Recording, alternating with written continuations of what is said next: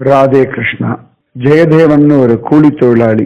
Daily வேலைக்கு போகும்போது வழியில இருக்க கிருஷ்ணர் கோயில் வாசல் நின்று கிருஷ்ணா ஜெயதேவன் வந்திருக்கேன் அப்படின்னு சொல்லிட்டு போவார். இப்படியே ஒரு ருட்டீன் அவருக்கு. நம்ம சாயங்காலம் வரும்பொழுதும் கிருஷ்ணா ஜெயதேவன் வந்திருக்கேன் அப்படின்னு சொல்லிட்டு போயிடுவார்.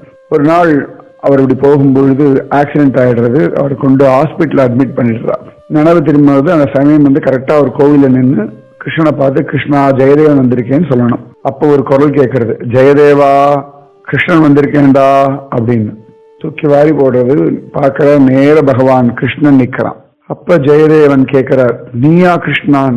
பகவான் சொல்றான், ஆமா, டெய்லி நீ அந்த டைம் சொல்லி சொல்லி எனக்கு பழக்கமாயிடுத்து, இன்னைக்கு ஒன்னால வர முடியல, அதனால நான் வந்துட்டேன்டா ஜெயதேவா அப்படின்னு சொன்னான்.